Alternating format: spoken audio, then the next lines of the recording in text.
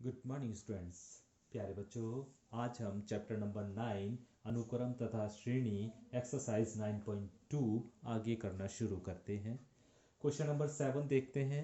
और question number 7 ये दिया गया है कि हमें n पदों का योगफल ज्ञात करना है, जबकि केवा पद हमें 5 के प्लस 1 दिया हुआ है। तो एक आसान सा सवाल है, हमें केवा पद बराबर 5 के प्लस 1 दिया हुआ है। और केवे पद को हम इस तरह से लिख सकते हैं, ए के बराबर 5 के प्लस 1। यहाँ पर के की वैल्यू अगर मैं 1 रख दूं तो A1 मिल जाएगा हमें, यानी पहला पद मिल जाएगा। तो के की जगह 1 रख दो तो A1 आपको मिल गया 6। इसी तरह अगर मैं के की जगह 2 रख दूं तो A2 मिलेगा, वो मिल जाएगा आपको 5 गुणा 2 प्लस 1 इक्वल टू 11।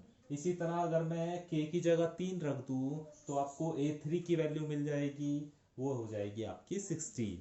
तो पहला पद आपको मिल गया a, यानी पहले पद को हम a से प्रदर्शित करते हैं तो a हमें मिल गया 6, और d हमें प्राप्त हो गया 11 माइनस 6, यानी दूसरे पद में से पहला पद घटाकर हमने d निकाल लिया।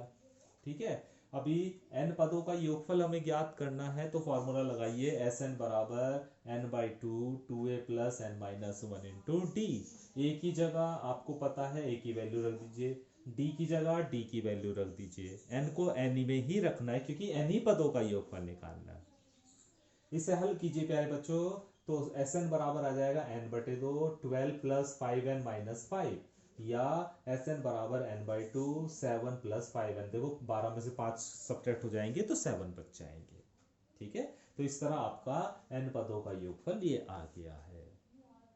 एक और क्वेश्चन नंबर 8वां देखते हैं प्यारे बच्चों, में दिया हुआ है एस एन बराबर P n plus Q n square. ठीक है। अभी यानी n पदों का योगफल हमें पता है, और हमसे ये कहा है सार्व अंतर ज्ञात कीजिए, d की वैल्यू ज्ञात करनी है। तो सबसे पहले क्या करा प्यारे बच्चों, हमने यहाँ पर एक पद का योगफल यानी S1 निकाला। S1 का मतलब एक ही पद है, तो वो पहला ही पद होगा, है ना। तो एक पद का योगफल जिसे हम S1 से प्रदर्शित कर रहे हैं, तो यानी n की जगह 1 रख दो।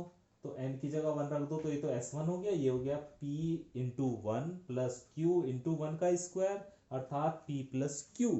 और ये A1 ही तो है, पहला पद ही तो है। ओके। अभी दो पदों का योगफल यानी n की जगह 2 रख दीजिए, n की जगह 2 रख दीजिए, तो कितना हो जाएगा 2 इंटू पी प्लस 4q। तो दो पदों का योगफल ये आ गया।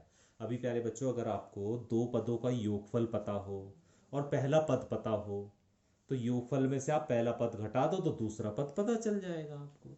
तो हमने क्या करा, दूसरा पद निकालना है, क्योंकि d निकालने के लिए ना हमें दूसरा पद चाहिए, क्योंकि d बराबर क्या होता है, दूसरा पद माइनस पहला पद ही तो होता है। तो दूसरा पद बराबर निकालने के लिए हमें क्या करना होगा, S2 माइनस S1, यानी दो पदों के योगफल में से एक पद का योगफल घटाना होगा, तब हमें दूसरा पद प्राप्त होगा। तो दूसरा पद हो गया S2 माइनस S1। S2 की value 2p plus 4q, S1 की वैल्यू p प्लस q रखने के बाद p प्लस 3q आ जाएगा दूसरा पद। अब d की वैल्यू निकालनी है, तो d की वैल्यू क्या होती है प्यारे बच्चों, A2 माइनस A1 होती है। तो A2 हो गया ना, दूसरे पद का मतलब A2 हो गया।